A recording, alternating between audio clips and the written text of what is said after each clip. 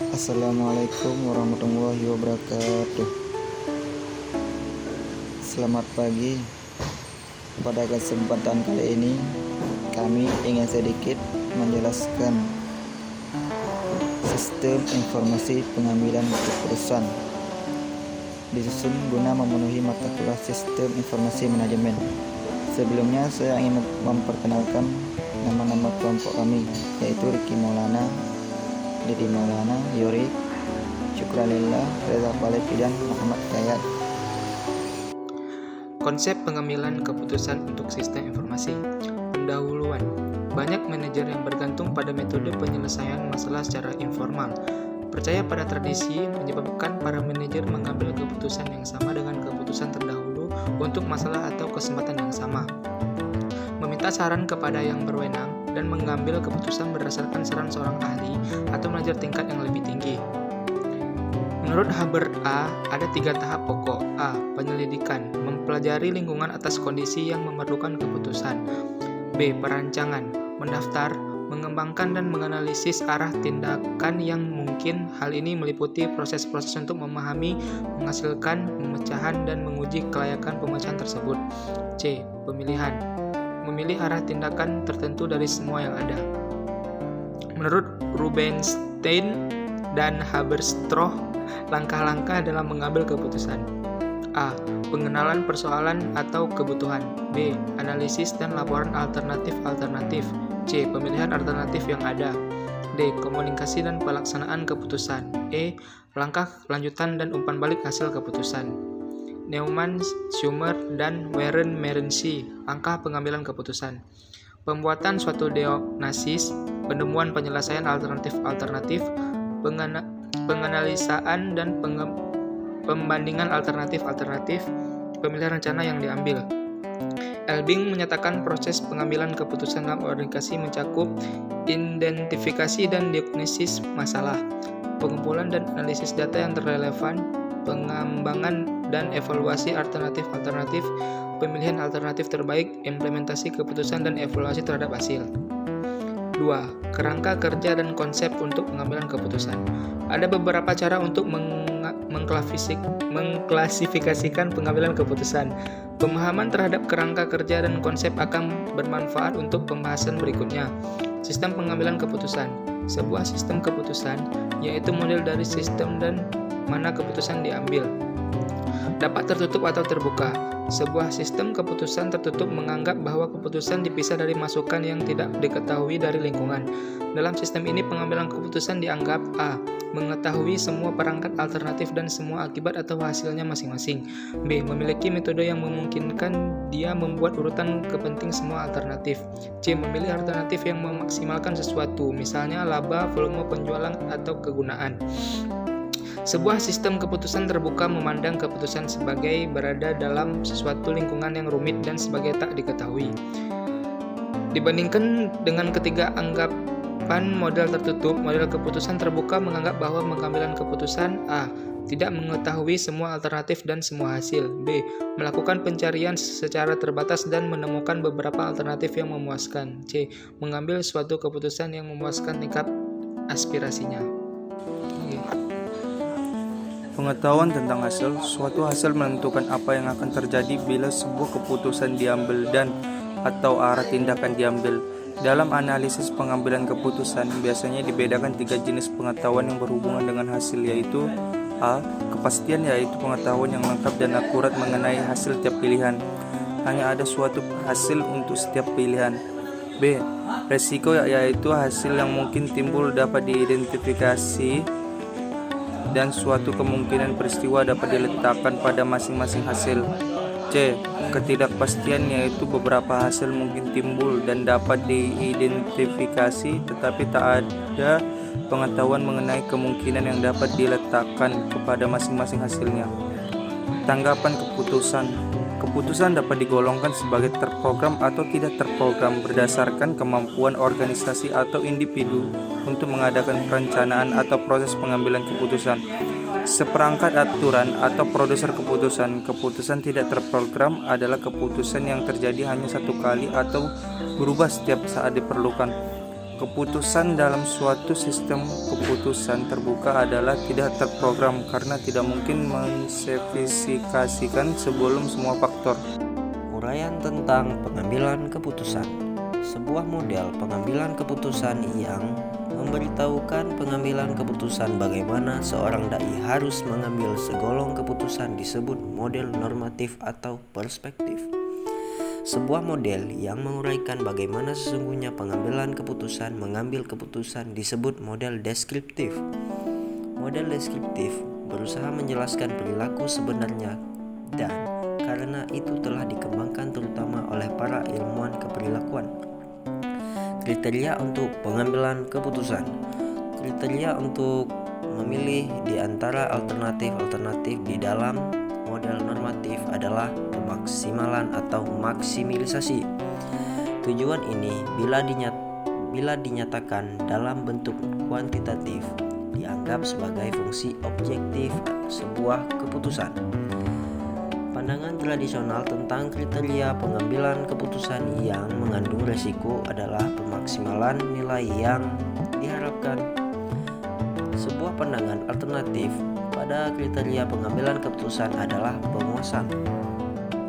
3. Model keperilakuan pada pengambilan keputusan keorganisasian. Teori keperilakuan pada pengambilan keputusan mencerminkan sebuah sistem terbuka. Teori ini lebih bersifat deskriptif daripada normatif. Keempat konsep pokok yang digunakan oleh Sayre dan Mart untuk menjelaskan pengambilan keputusan keorganisasian adalah pemecahan semu pada konflik, penghindaran ketidakpastian, pencairan problemistik, dan pembelajaran keorganisasian. Pemecahan semu pada konflik. Sebuah organisasi merupakan koalisi para anggota yang memiliki tujuan-tujuan beberapa dan kekuatan berlainan untuk mempengaruhi sarana keorganisasian. Tujuan keorganisasian berupa dengan masuknya anggota baru atau keluarnya anggota lama. Terdapat konflik antara berbagai tujuan anggota keorganisasian sekalipun berbagai tujuan perilaku pribadi yang diabaikan. Tujuan sub-unit seperti produksi, penjualan, dan pengendalian sediaan merupakan hal-hal yang saling bertentangan. Konflik-konflik demikian itu dipecahkan dengan 3 metode. Yang pertama, rasionalitas akal, yaitu subsistem diperkenankan menyusun sendiri. Kemudian aturan keputusan tingkat yang dapat diterima, yaitu dengan keterbatasan tertentu. Subsistem diperkenankan mengambil keputusan sendiri berdasarkan aturan keputusan dan prosedur keputusan yang telah disepakati. Kemudian perhatian beruntun terhadap tujuan, yaitu organisasi satu tujuan dulu, kemudian pada yang berikutnya, sehingga setiap tujuan yang berkonflik terdapat kesempatan untuk mempengaruhi perilaku keorganisasian. Penghindaran ketidakpastian. Organisasi hidup dalam lingkungan yang tak menentu. Perilaku pesat pensuplai, pemegang saham, pemerintah, dan sebagainya tidak dapat dipastikan. Model keputusan dalam risiko menganggap bahwa pengambilan keputusan akan memaksimalkan nilai yang diharapkan. Beberapa metode legal yang digunakan untuk mengurangi atau menghindari ketidakpastian adalah sebagai berikut. A. Daur umpan balik dan reaksi jangka pendek, yaitu sebuah daur umpan balik jangka pendek memungkinkan seringnya keputusan baru dan karenanya mengurangi kekhawatiran tentang ketidakpastian yang akan datang. B. Pengaturan lingkungan, yaitu organisasi berusaha mengendalikan lingkungan melalui praktek konvensional dalam lingkup industri melalui suplai jangka panjang, kontrak penjualan, dan sebagainya. Pencarian problemistik. Pencarian adalah simulasi persoalan dan diarahkan pada penemuan sebuah pemecahan atas persoalan. Teori keperilakuan berdalil bahwa pencarian adalah berdasarkan aturan-aturan yang agak sederhana. A. Pencarian secara lokal, baik yang dekat pada gejala yang ada maupun yang dekat pada pemecahan yang ada. Sebagai contoh, suatu kegagalan dalam mencapai tujuan penjualan akan menyebabkan pencarian berawal pada departemen penjualan dan program penjualan. B. Bila pencarian lokal gagal, kembangkan pencarian ke bidang-bidang keorganisasian yang lemah adalah bidang yang sumber dayanya lentur atau tujuannya sulit diperhitungkan. Penerapan model keperilakuan pengambilan keputusan pada SIM. Teori keperilakuan adalah sebuah model deskriptif dari pengambilan keputusan keorganisasian. Di sini tekanannya adalah pada pemuasan, penghindaran ketidakpastian untuk mengendalikan lingkungan, adanya tujuan yang tidak konsisten berdasarkan persekutuan keorganisasian para anggota yang ada, pencarian persoalan dan perilakunya penyesuaian keorganisasian dengan berjalannya waktu.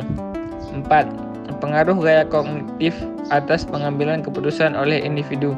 Strategi yang dipakai individu dalam upaya mencapai sebuah keputusan atau memecahkan sebuah persoalan disebut gaya kognitif. Dan para individu berbeda-beda dalam gaya kognitif mereka. Seorang periset mencirikan individu berdasarkan pola komunikasinya dan berdasarkan cara penimbangnya. Pola komunikasi berkisar dari perspektif sebagai reseptif, riset atau gaya kognitif secara langsung relevan bagi perancang sistem informasi manajemen. 5. Metode memutuskan untuk memilih alternatif. Metode untuk memilih alternatif biasanya menganggap bahwa semua alternatif diketahui, tetapi bagi kebanyakan keputusan, proses pencariannya berhenti segera setelah semua alternatif yang layak telah diuji. Dengan berpegang pada pembatasan praktis ini dalam proses keputusan, bagian uraian ini meninjau metode-metode untuk memilih alternatif. Selanjutnya, matrik hasil dalam teori keputusan statis.